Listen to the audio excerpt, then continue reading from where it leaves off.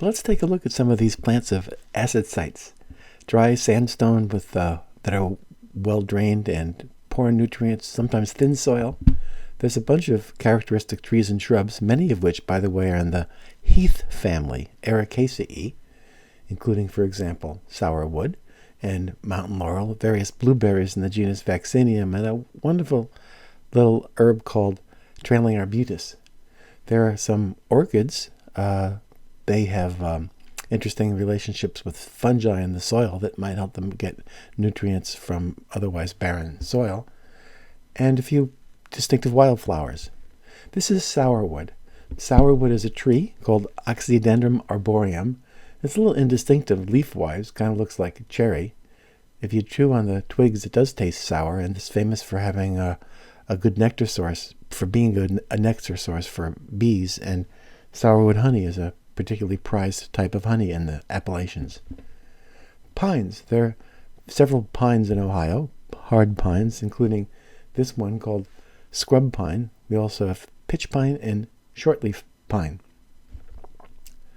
And this is a cool, moist ravine, a typical site in the Hocking Hills where grows eastern hemlock, which is what's growing tall at the upper rim of this beautiful rock house.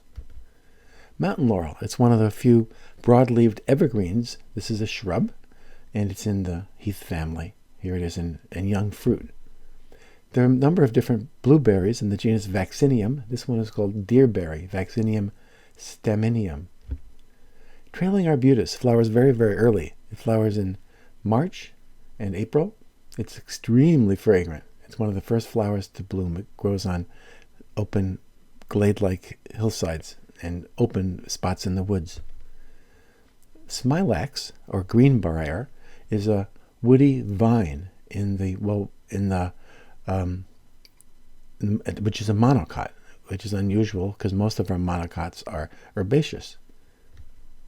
There are several orchids. This is a famous one called lady slipper or moccasin flower. And this particular photograph shows two stems, one last year's stem with fruits. Orchids are famous, by the way, for having seeds that don't have any endosperm. So they produce many very tiny, tiny dust-like seeds. And in order to germinate, in order for the plant to grow, it has to be associated with mycorrhizal, that means root fungus-associated fungi. And the one down below, of course, is in flower.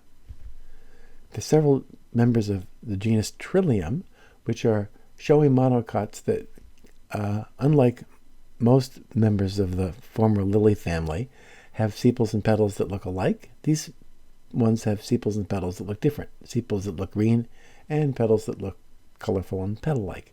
This is Trillium erectum. It comes in a lot of different colors. This is another picture of Smilax that crept in.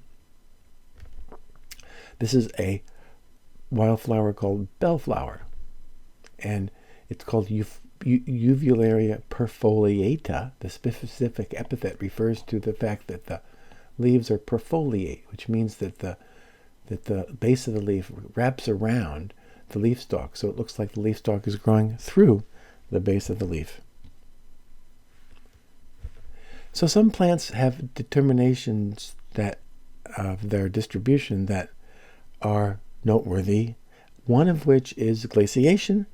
Some plants only exist south of the glacial boundary in Ohio, including, for example, a species of buckeye called sweet buckeye, Aesculus octandra. And Aesculus octandra only occurs south of the glacial boundary, and it's purported or hypothesized that it wasn't able to migrate north after the glaciers retreated. Maybe those big, giant buckeyes don't travel very well. A plant that exists south of the glacial boundary, but also north of it, wherever the conditions are right, and the conditions are cool sandstone ravines, is eastern hemlock, a northern tree whose distribution is more a function of the local conditions rather than the exact geologic history.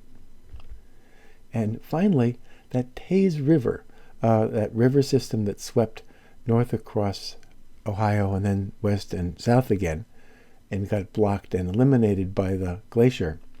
There are some plants whose distribution is restricted to the drainage basin of that Taze River, including, for example, rhododendron. Here's a picture that shows more detail about the Taze River from a publication from the Ohio Geologic Survey.